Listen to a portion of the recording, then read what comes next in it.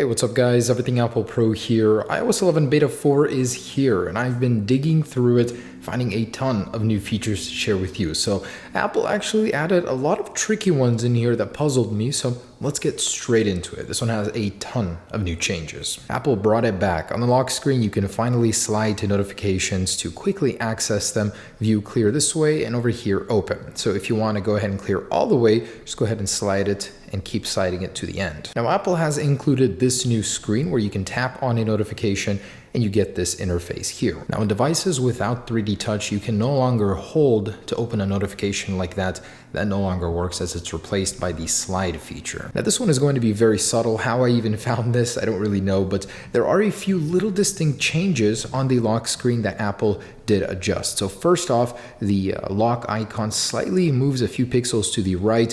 The colon in between the time over here moves slightly, and the signal bars drop down a little bit lower. So Apple made some very tiny adjustments to the placement of some things on the lock screen. Now the emergency SOS feature on iOS 11 has received some adjustments in Beta 4. So as you can see, the power button logo over there is a little bit bolder. Over here on Medical ID, the logo itself has become more rounded. The M in Medical ID is now capitalized, and the SOS font is a little bit thinner now, a little bit smaller. The cancel button is now not so bold, it's a little more grayed out. Now when you're in the widgets view page, you will now be able to see press home to unlock text on the bottom, whereas on Beta 3 it doesn't show up. The Wi-Fi icon itself has become bolder, very hard to catch, but a little bit more distinct. Now 3D touch on settings to reveal a new cellular data icon. It's more of a pin now instead of a cellular data tower. An annoying little one Apple has fixed: 3D touching on an app icon and holding it will no longer invoke the wiggle mode. We got a lot of app icons that have been updated. Let's start with the bolder ones here. Take a look at Notes.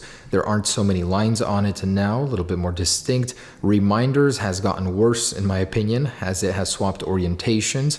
Also, we've got a new Contacts icon, which I do like. Quite simple there, but it doesn't stop there. It keeps going. So Stocks has been reworked just a little bit different, and I actually had to go into Photoshop to confirm that I'm not crazy and just seeing things, but definitely you'll notice some changes there. And this goes on for the phone application, for Safari, for books, for the iTunes store, for the home, news, weather, photos, mail, FaceTime, and the compass as well. All of those got some reworked little shadows, positioning, sizing, so definitely some changes to the icons on iOS 11 Beta 4. Now for certain applications, you will be able to scrub now using the stock music player. Now it doesn't work for Spotify, but one user from 95Mac did report it does work on Vox now on Beta 4. Phone call, you'll also see that the new Contacts icon is reflected here. There's a refined closing animation in the app switcher. Instead of being so abrupt,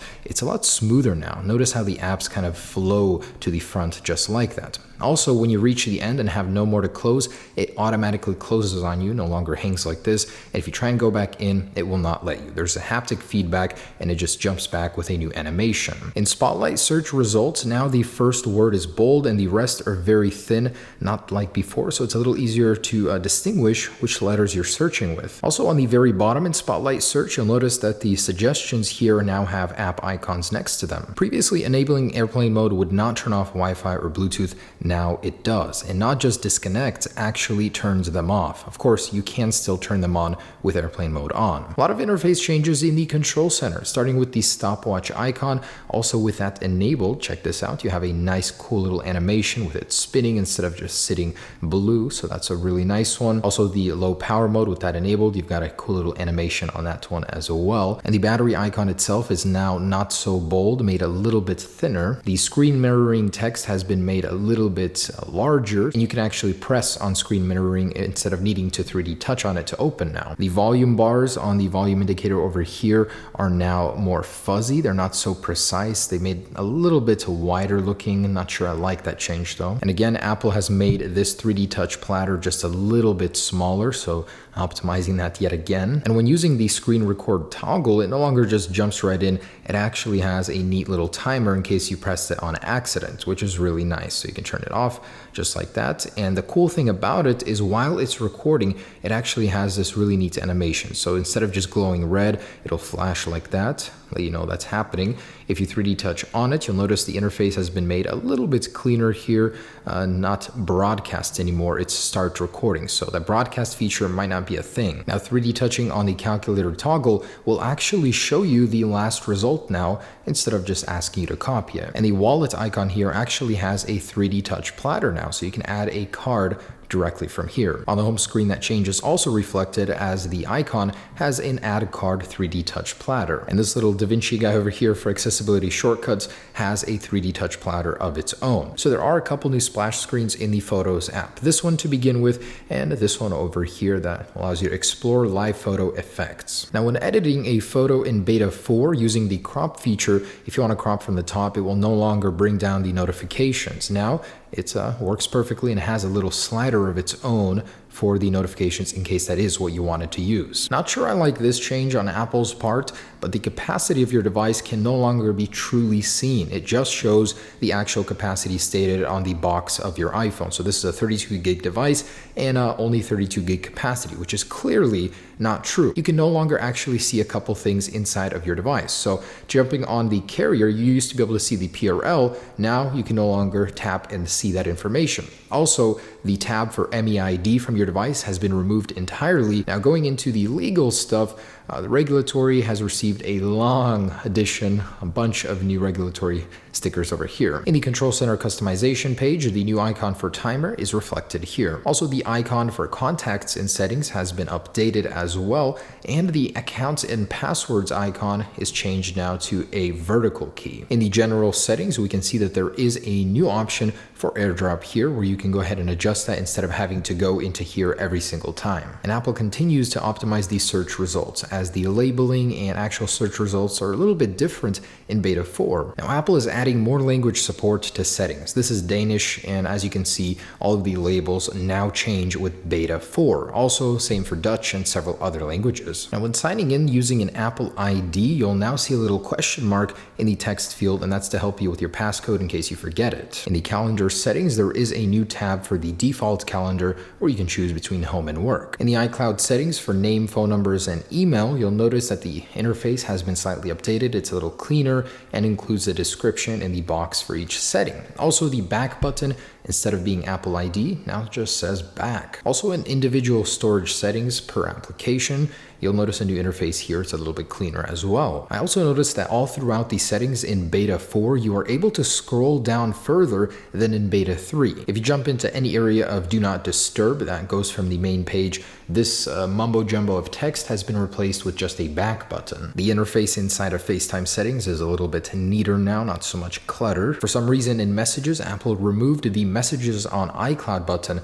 but before it wasn't pressable really anyways. The Siri and search tab is now just called Siri, and inside there's an updated description over here. Inside of the music settings, for some reason show star ratings, the option is gone. Inside of photo settings, there's a new section to transfer to Mac or PC. Inside of the Messages app, going to the search page, you'll notice it's now a little bit cleaner. In Messages, the quick camera button over here reveals a new interface where you can use this bottom portion to drag it. Honestly terrible, much smaller, harder to decide. The echo screen effect in Messages has been fixed, finally. Now in the App Store, on the search page, you'll notice the little icons for the search have been removed, making it simpler. And jump into the update section and you can now drag to refresh. When you open up the Notes application, you'll notice the updated splash screen looks really good. The icons look very clean. Now when you create a table on beta 4 and then click that button again, you have more options here. And for some reason for me, the add a person over here to share notes is no longer working or no longer visible